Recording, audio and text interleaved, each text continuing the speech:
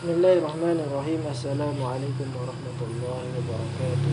Waalaikumsalam warahmatullahi wabarakatuh. Alhamdulillah wassalatu wassalamu ala Rasulillah wa ala alihi wa sahbihi wa man wala wa tabi'a hudah amma ba'd. Alhamdulillah, kaum muslimin kaum muslimat, segenap santri pondok pesantren Bina Al-Qur'an rahimani wa rahmatullah. Pada kesempatan kali ini kita bisa melanjutkan ngaji kitab Ta'limul Muta'allim dalam keadaan sabun afiah. Kita berdoa kepada Allah mudah-mudahan senantiasa dilimpahkan taufik maunah dari Allah Subhanahu wa taala kepada kita, sehingga kita senantiasa diberikan kesehatan, kesuksesan di dunia wal akhirah. Amin ya rabbal alamin. Salawat serta salam mudah-mudahan tetap tercurah limpahkan kepada junjungan kita Nabi Agung Nabi Muhammad sallallahu alaihi wasallam. Pada pertemuan kali ini kita melanjutkan tema pembahasan, yaitu tentang ilmu yang bermanfaat. Namun kesempatan kali ini atau pertemuan ini kita lebih fokus kepada manfaat dari ilmu yang bermanfaat ataupun fadilah, kelebihan dari ilmu yang bermanfaat. Di halaman 63 kita baca, Bismillahirrahmanirrahim. Qala al-musannif rahimahullah wa nafa'ana bihi wa bi'ulumihi fid dharin amin. Ghairuhu mocoakan syair sapa liyane Syekhul Islam akhul ilmi utawi wong kang duweni ilmu iku hayyun urip khalidun kang langgeng ba'da mautihi sa'usini matini akhul ilmi wa awsaluhu hali utawi rosrosani akhul ilmi tahta turabi ing dalem ngisore lebu utawa lemah iku romimu wis acur wadul jahlilan utawi wong kang bodoh iku mayitun mati wa huwa hali utawi bil jahli iku yamshi lumaku sapa bil jahli ala thara ing atase bumi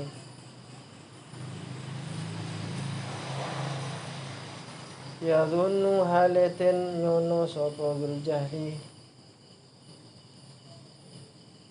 minal ahya'i setengah saking pira-pira wong kang urip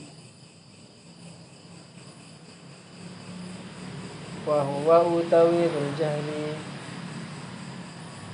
iku wadimu wong kang ora ono. Syair ini sebenarnya ya semakna dengan syair yang kita telah bahas sebelumnya. Nah, di sini ada syair yang dibacakan kepada musannif dari selain Imam Syekhul Islam Burhanuddin. Bunyi syairnya adalah akhul ilmi hayyun khalidun ba'da mautihi, bahwa orang yang mempunyai ilmu ia akan senantiasa selalu hidup abadi, khalidun abadi, ba'da mautihi, setelah ia meninggal. Jadi meskipun meninggal ia tetap dihukumi hidup. Hidup dari apanya? Dari ilmu yang bermanfaat. Meskipun wa awsaluhu tahta turabi ramimu, meskipun tulang berulangnya, meskipun badannya itu telah hancur dimakan tanah di dalam kuburannya, meskipun sudah hancur, sudah tidak berbentuk lagi, tapi mereka tetap dianggap hidup. Siapa yang tidak tahu Imam Al-Ghazali Padahal beliau itu sudah lebih dari 1000 tahun yang lalu. Siapa yang tidak tahu beliau? Semuanya tahu dan memanfaatkan karya-karyanya. Kitab-kitabnya Al-Ghazali semuanya dipelajari. Kitab Hidayatul Hidayah, kitab Ihya Ulumuddin, Al-Mustasfa, Tahafutul Falasifah, Mi'yarul Ilmi, Al-Muqidh min Ad-Dhalal, dan seterusnya. Kitab-kitab itu semua tetap sampai saat ini dipelajari. Berapa banyak skripsi, tesis, bahkan disertasi, semuanya menulis tentang Al-Ghazali. Kenapa? Padahal sudah meninggal 1000 tahun yang lalu. Kok tetap diomongkan, menjadi perbincangan? Ya karena ilmunya itu. Karena ilmunya bermanfaat. Imam Syafi'i, siapa yang tidak tahu Imam Syafi'i? Semuanya tahu. Kenapa kemudian Imam Syafi'i menjadi perbincangan? Seakan-akan beliau itu hidup bersama kita saat ini. Ya karena ilmunya. Maka dengan ilmu itu menjadi mata rantai yang akan menghubungkan orang-orang di masa mendatang dengan kita. Tapi kalau tidak ada ilmunya, ya kayak ini. Wadul jahli mayyitun ma huwa yamshi 'ala thara.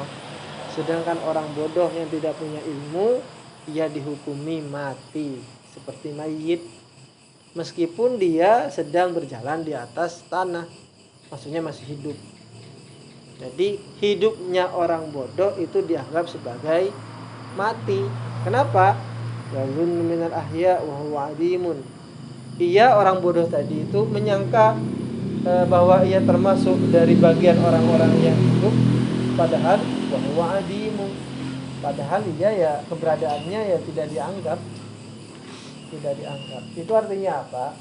Artinya bahwa orang sekali lagi diukur karena ilmunya.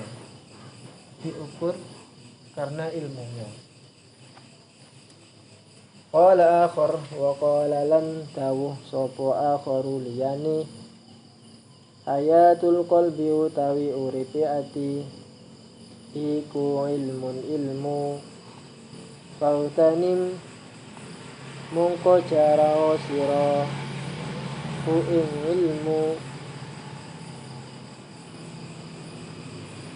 wa mautul qalbi lan utawi matine ati iku jahlun putu pajatanib mongko ngedohono sira ing putu. Ada ulama lain yang mengatakan hayatul qalbi, bahwa hidupnya hati seseorang ilmun, tergantung dari ilmu. Jadi hati seseorang itu dihukumi mati atau tidak tergantung dari apakah ia punya ilmu atau tidak. Oleh karena itu fautanimhu, maka kalian menjarahlah, maksudnya menjadikan ilmu itu sebagai ghanimah, sebagai harta rampasan perang.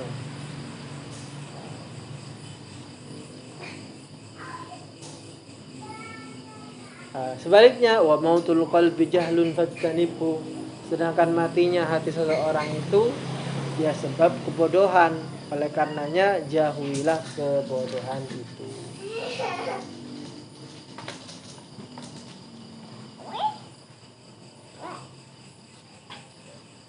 Lagi-lagi barometernya apa? Ilmu. Jadi ilmu itu bisa menghidupkan hati seseorang.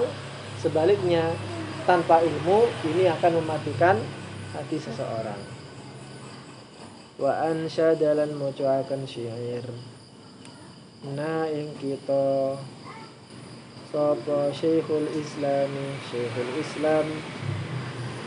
Burhanuddin, Kiai Burhanuddin rahimahullahu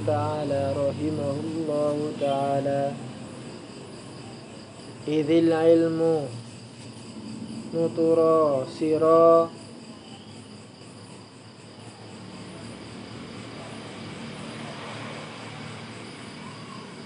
ing dalam waktu ni utawi ilmu, atau kalau dipisah id nutura sira ing dalam waktu ni al ilmu utawi ilmu iku ala rutbatin luweh luhure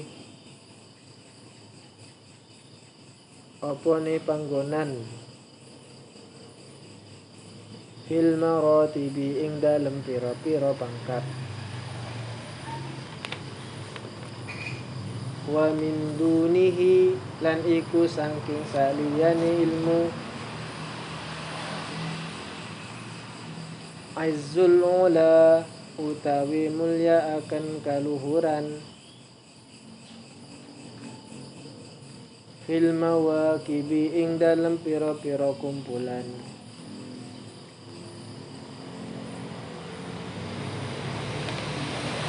Fadul ilmi mongko utawi wong kang duwene ilmu iku ya beko tetep apa izzuhu mulyane dul ilmi mutadhaifan hale tikal maksudnya berlipat ganda. Wadzul jahli lan utawi wong kang bodoh ba'dal mauti ing dalem sawusine mati iku tahta tayyaruji sak ngisore pira-pira lebu. Kemudian di sini ada syair juga yang dibacakan oleh Syekhul Islam Burhanuddin kepada pengarang kitab Ta'limul Muta'allim. Beliau berkata, ingatlah, katakan bahwa al-ilmu ala rutbatin fil maratibi. Ilmu itu berada di puncak jabatan, di puncak pangkat tertinggi. Ilmu itu berada di puncak tertinggi. Jadi kalau orang ingin dirinya itu mempunyai jabatan, maka ilmulah jabatan tertinggi itu. Bukanlah kades, bukanlah Pak Camat, bukanlah bupati dan seterusnya. Tapi yang paling tinggi itu adalah orang yang berilmu. Sedangkan sesuatu yang berada di bawah ilmu itu, wa min dunihi, di bawahnya ilmu itu, aizul ula fil mawaqibi, yaitu juga keutamaan, termasuk kemuliaan, hanya saja kemuliaannya hanya kemuliaan yang sifatnya temporal, tidak tidak seterusnya. Contohnya, orang yang mulia karena jabatan duniawi, maka dia akan tinggi apabila dia menjabat. Namun setelah ia tidak menjabat lagi, ya sudah, tidak lagi tinggi lagi. Pak Kades cuma paling 5 tahun saja. Bupati juga sama 5 tahun. Gubernur sama, presiden sama. Ketika mereka itu menjabat, maka semua orang akan mengeluhkan, akan menghormatinya, akan sembarang macam enggak. Orang akan datang kepada mereka. Namun tatkala mereka itu turun dari jabatan mereka, maka apakah penghormatan orang akan seperti dulu? Tidak kan ya? Yang dulu datang kepada mereka sekarang sudah tidak lagi. Kenapa? Ya sudah tidak punya jabatan. Tapi kalau orang yang punya ilmu tidak, maka keutamaan atau jabatannya terus, bahkan sampai meninggal pun dia akan tetap dihormati. Kenapa? Karena ilmunya. Dikatakan di sini fadul ilmi yabqa izzuhu mutadha'ifan. Maka orang yang mempunyai ilmu, keutamaannya itu akan tetap, bahkan justru mutadha'ifa, akan berlipat ganda. Karismatiknya bertambah. Meskipun nanti akan meninggal, dikubur, dapat 1 tahun, 5 tahun, 10 tahun, tetap akan apa? Akan banyak orang yang datang kepadanya untuk menghormatinya. Saya tanya kepada sampean, contohnya ya. Zaman dulu itu ada namanya sunan atau wali yang kemudian kita disebut dengan wali songo.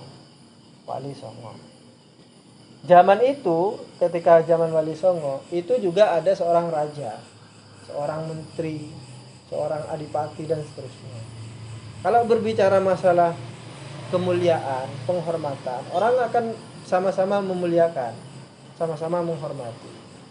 Ya, bupatinya ketika itu ya dihormati, rajanya, Raja Demak misal ketika itu ya dihormati juga. Pun juga sama, wali songo juga dihormati. Namun setelah mereka semuanya meninggal, pertanyaannya, hampir sudah berapa ratus tahun yang lalu, setelah mereka meninggal, apakah respon orang itu akan tetap sama? Menghormati bupati yang dulu itu, yang sudah meninggal pada zaman Wali Songo, atau raja ketika zaman Wali Songo itu, orang tetap datang kepada makamnya. Terjadi tidak saat ini? Tidak. Tapi kalau ke Wali Songo, masih sampai saat ini. Masih. Kenapa? Yaitu karena ilmu, bukan karena semata-mata karena jabatannya. Paling kalau jabatannya ya dihormati ketika dia berjabat. Ketika dia sudah tidak menjabat ya sudah, tidak begitu sudah. Tapi kalau orang berilmu tidak. Akan bisa lihat tuh.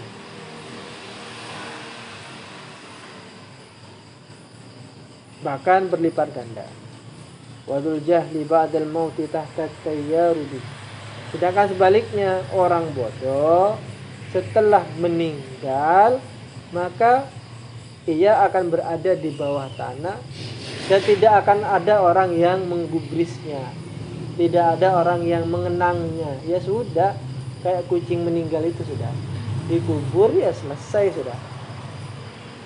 Apakah ada orang yang akan mengenang kucing yang meninggal? Tidak ada.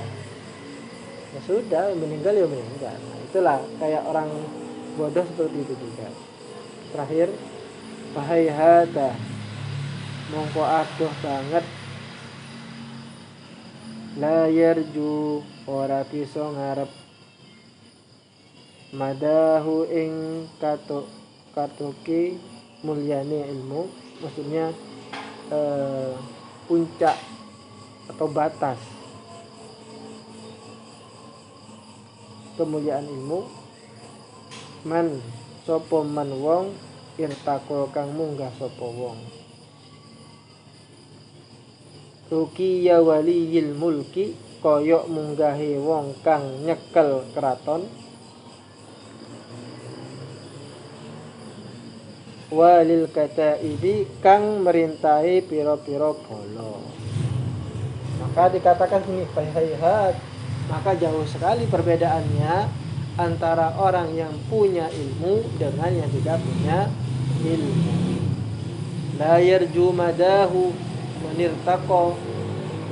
Orang bodoh itu tidak akan diinginkan oleh orang-orang jika dia ingin menginginkan martabat yang tinggi. Ruqiyya waliyil mulki walil kataibi, seperti tingginya seorang penguasa yang menguasai kerajaan dan menguasai para rakyat.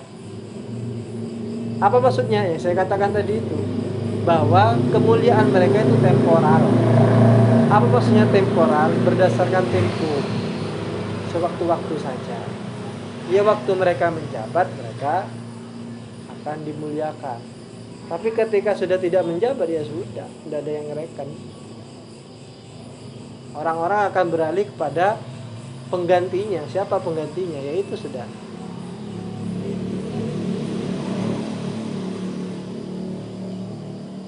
Nah, itu namanya kemuliaan karena jabatan. Tapi kalau kemuliaan karena ilmu, tidak. Dia akan selamanya. Tentu sekali lagi kita tidak semata-mata mencari ilmu itu karena ingin kemuliaan, enggak. Kenapa kamu belajar? Supaya orang takut sama saya, supaya orang sungkem kepada saya. Enggak juga. Sekali lagi, jangan niat seperti itu. Tetap niatnya adalah ikhlas karena Allah. Li'la'i kalimatillah, nawaitu ta'alluma li'la'i kalimatillah. Saya belajar, niatnya adalah untuk meninggikan agama Allah. Itu saja. Perkara detik. Kemudian sampean ketika pulang di masyarakat, kemudian sampean diregani lah bahasanya itu. Kemudian masyarakat menganggap sampean, ya, menganggap kepada sampean itu adalah orang yang mulia, akhirnya dimuliakan, ya itu bonus. Tapi sekali lagi itu jangan sampai menjadi tujuan akhir kita. Belajar kenapa? Biar nanti pulang jadi kiai, jadi bu nyai, akhirnya semua orang cium tangannya. Jangan. Salah niat kalau seperti itu. Tetap niatnya adalah karena Allah, ikhlas karena Allah. Perkara nanti kemudian sama Allah diberikan hal-hal yang sifatnya materi, itu namanya bonus. Itu adalah bonusnya. Dan bonusnya orang yang mencari ilmu itu tidak temporal, tidak sesaat. Sebagaimana bonusnya orang yang punya jabatan, itu sesaat saja.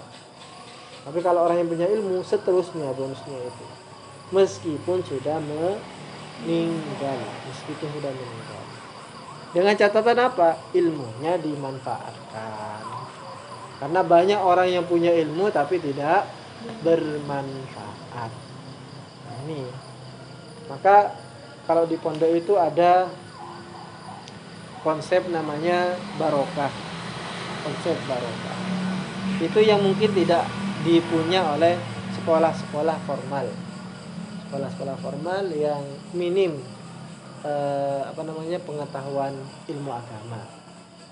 Mungkin mereka kalau di sekolah-sekolah barat ya belajar itu adalah transfer of knowledge saja, transfer pengetahuan saja, tanpa ada yang lainnya. Kalau di pondok enggak, di samping transfer pengetahuan juga transfer moral dan juga sekaligus adalah transfer barokah kalau bisa dibilang. Makanya di pondok itu ada konsep barokah. Kenapa kamu mondok? Supaya dapat barokah dari pondok. Saya dapat barokah dari kiai. Itu ada di pondok seperti itu. Nah, itulah yang membedakan antara pondok dengan sekolah formal yang tidak berbasis keagamaan. Ini saja yang bisa kita sampaikan karena kita sudah adzan isya. Mudah-mudahan apa yang kita sampaikan bersama ini menjadi ilmu yang bermanfaat, yang mengantarkan kita kepada kemuliaan di dunia, lebih-lebih kemuliaan di akhirat. Amin ya rabbal alamin. Wallahul muwaffiq ila aqwamit thoriq. Wassalamualaikum warahmatullahi wabarakatuh. Waalaikumsalam.